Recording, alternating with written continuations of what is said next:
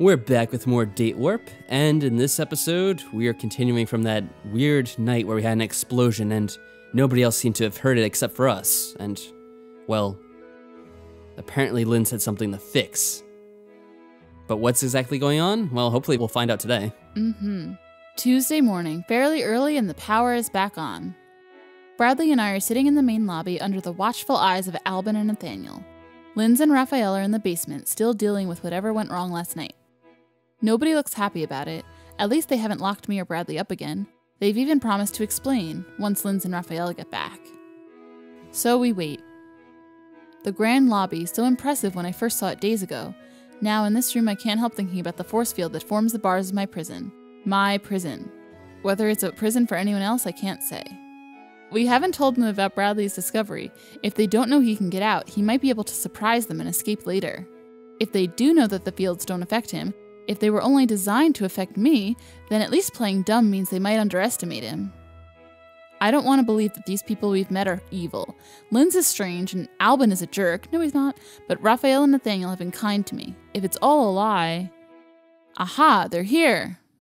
Now maybe we'll get some answers.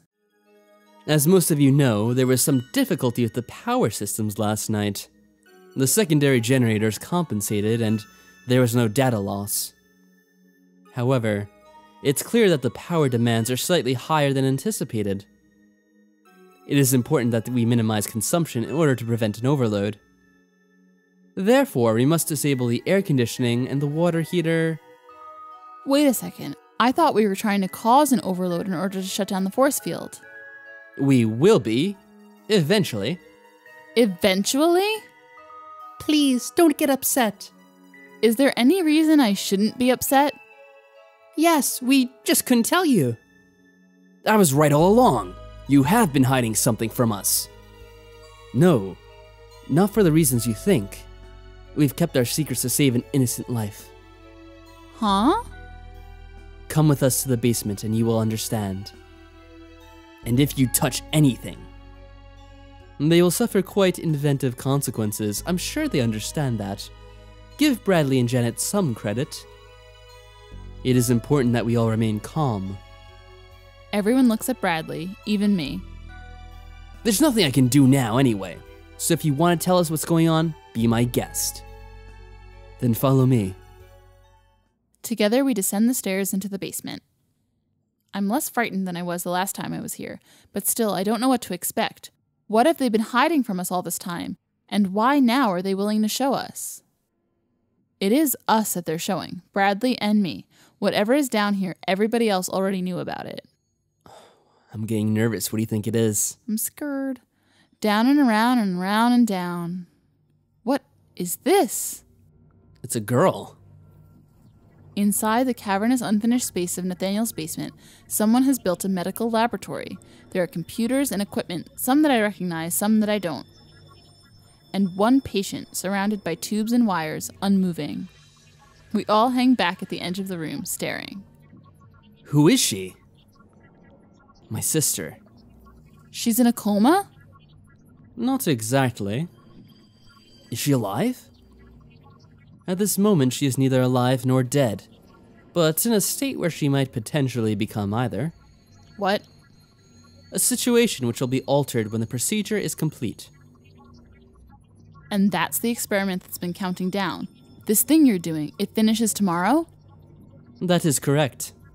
She looks like a sleeping princess in a fairy tale, the prisoner of a witch's curse, trapped between life and death. What happens then? Her spirit comes back, or it is lost forever. Which is why it is imperative that the procedure is not interrupted. If the odds are only 50-50 at best... You've seen what you need to see. Now get out of here. I don't want you hovering over her. Can she hear us? Bradley stares at her motionless form, his hand instinctively outstretched. What's he doing? No, she's not there now. I just wanted to wish her well. Bradley. Bianca will not remember, but we will. Let us go. Quietly, we file out of the experimental chamber, up the stairs and back to the mansion proper. Nathaniel leads us to the sitting room and gestures for everyone to make themselves comfortable on the chairs and sofas. He remains standing, his fingertips lingering over the curves of the candlesticks atop the fireplace. The sunlight through the windows should be a pleasant relief from the unnatural environment of the laboratory below, but even here, if you look closely enough, you can see the patterns of the force field crawling across the glass. That's unpleasant. Why the force fields, then? Is that part of your experiment? I am not entirely certain how they came about. There does seem to be some sort of feedback problem leaking to the electrical system. It was not intentional. So this force field just sprung up out of nowhere. Yeah, apparently. But we can shut down and debug it at the moment. No, of course not. You could have told us from the beginning. What possible reason would there have been to trust you? Why would we want to hurt your sister? Albin scoffs. I don't know about your universe, but here, this sort of experiment happens to be illegal. Not to mention, potentially lucrative. If information came to the right hands. You thought we were spies? Your arrival did seem rather coincidentally timed. I shake my head. I don't know how things work here. I don't know what you're doing or how dangerous it is, but as long as you've made false promises, or as long as you haven't made false promises and everyone knows the risks. We do. I spread my hands and shrug awkwardly. I hope it works out for you. If force fields can spring up like magic in this world, then maybe some electrical process can bring someone back from a vegetative state. I just don't know. Now that you know, you understand why it's important to control our power usage, and why we may be all rather distracted for the next 30 hours or so. Yes, of course. And with that, the gathering dissolves. I catch Bradley's arm as he's about to follow Linz out of the room. Wait. Once everyone else is out of earshot, I continue. Should we tell them what we found out about the force fields not affecting you? I don't think it matters now. What? Why not? I don't really understand all this medical magic stuff, but I understand Albin. That's his sister in there. Bianca. She looks like Albin, don't you think? Except so much more helpless. And a lot prettier. That's mean. We don't know why I could reach my hand through the force field. Maybe it's because the power was down, so it was weaker. That still doesn't explain why it reacts differently to you than to me, or why it changes if you're touching me. Doesn't that seem strange to you? He was the one who first suggested that the wormhole might only let in girls, but the wormhole and the force field are completely different things, aren't they? If we told them, they might want to do tests and poke at it and stuff, but we don't know how it works. If it's all connected, then messing with it might hurt Bianca somehow. I can't risk that. I can't touch anything that might break. So that's it? We just sit and wait? What else is there? Come on, let's get some breakfast. Actually, I'm thinking about going back to bed. You're not feeling good? I haven't had enough sleep, and I've been stuck out there worrying about what was going to happen for the past hour. I'm tired. I haven't been sleeping well either. I've had these dreams. Well, I hope you feel better. Wake me in a few hours? Sure. I'm gonna get some food and talk to Linz. I want to know more about this thing, and if there's anything I can do to help Bianca. Later. Now he's gonna get obsessive over Bianca now, isn't he? Yup. And he leaves me behind. Alone. Just a few hours ago, he was telling me that he never would. Oh, come on, he just left the room. I don't know what I was expecting. I'm not an invalid. I don't need him to escort me to my room. I'll nap for a few hours, then get up, have some food, and figure out what to do with my day.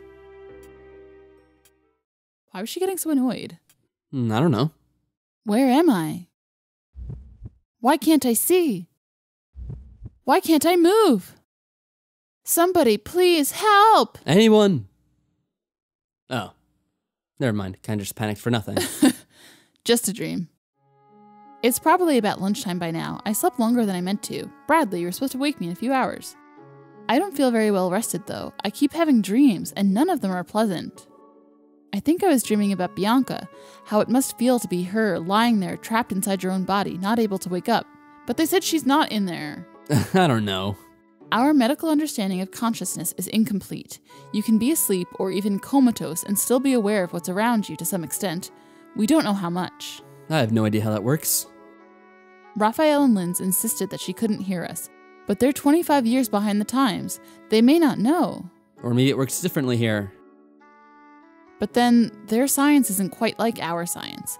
And they said that Bianca was not there, that she was neither alive nor dead, and that they had to call her spirit back into her body. What exactly happened to her? Her spirit got scared off. That sounds more like magic than medicine. Less reliable, too. If you really were summoning a spirit into a body, how could you be so sure you got the right one? There are a lot of scary stories about trying to bring back dead loved ones and getting something horrible in their place. That's even more of a nightmare than what I was dreaming. But why didn't Bradley come and wake me up? I must have been up here for hours. I guess he's found something more interesting to worry about. She looks like Albin, don't you think? Except so much more helpless. He's in love with Albin. The moment he saw Bianca, I became less important to him. She's the sleeping princess, and he's the noble knight come to rescue her. No, that's stupid. I can't be jealous of a dying girl in a coma. Certainly not over him. Oh. I don't even like him. He's just some stupid boy. And you're just some stupid girl. I know. I'm not. I won't leave you behind. I'm not in love with him. But we're seeing flashbacks of him saying things to us. I have to go join the others. Less than a day. This is Oh, getting man. close. E. No E. A? 1A. I. Yes, 2 eyes and 2 eyes. Ha ha ha. After dinner, we all tried to think of entertaining ways to pass the time and keep our minds off things. Albin suggested poker, but that requires stakes to bet with. Raphael doesn't approve of gambling anyway. Oh, he doesn't. Apparently not. I guess we're having another game night. Charades was obviously useless because we don't share a common popular culture. I've never heard of any of their books or movies. At the moment, we're playing their universe's version of Hangman, without the hanging. Oh, really? The word so far is blank A, blank I, blank, blank I, blank, blank. Any guesses? There's an I near the end with 2 letters after it. That could be an ING. How about N? Okay. We add the N and the G, which leaves us with that. That didn't really help. No, it didn't. S. R. Linz nods and updates to eyes-ing. T? No. I'm pretty sure there aren't any more vowels. It's gotta be something that goes with S. L? M? P? Cold as ice. Perhaps H. The H is added to ra-ishing. Any final guesses? I have a guess. Go ahead. Ravishing. Oh. Ravishing. Indeed. Pervert. It's only a word. I don't understand why such an innocent game is all about death in your world. Well, it's just a kid's game, right? And kids like to joke around about death a lot. And sing terrible songs about murdering their teachers and burning down their schools. Wait, really? What? Well, I mean, some of them do murder their teachers and burn down their schools, but where are the terrible songs about it? I don't know. I've never sung a song like that. I can't think of one, but there probably is a song. I just don't know what it is. I'll have to look this up later. They're awful. Children say such things? Well, I guess there wasn't as much school violence in the 80s, but, well, that's true. Never underestimate the viciousness of a small child. Never let them have your sight. Not all children are vicious, but yes, they do tell horrible jokes at school. And play nasty pranks. Like what? Tax on seats. Debagging. Debagging? What is that? I don't know, but it sounds similar to something else. I'm just thinking about teabagging, yeah. I know. I was like, wait, debagging? Raphael? Kick me signs. Tying people's feet together. Poison. Linz. Poison? Generally without success, but they do try. What? Linz, have you had much experience with young children trying to poison you for some reason? Ew. Nathaniel shakes his head. Even girls do these things? Well, sure. If they don't like you. Or sometimes even if they do, if they think it's funny. Young people don't understand the damage that they can do. They're used to broken things getting fixed. They don't see the harm. Or they just don't care. Plenty of kids don't care about anything but themselves. Plenty of people do in general. Yeah. Most of them grow out of it as they grow up. Once you've lost something, once you have something to regret and know the pain, you think harder about the pain you've caused to others. Or you learn to live without regret. Another game, anyone? 11 hours left. I'm sinking. Not in water, but in a substance as dark and sticky as molasses. Uh-oh, what are we sinking in? Is it molasses? Well, it could be, but I'm not sure. Anyway, we won't know what this mystery substance is until the next episode. Aww. So until then, guys, see you next time. Bye.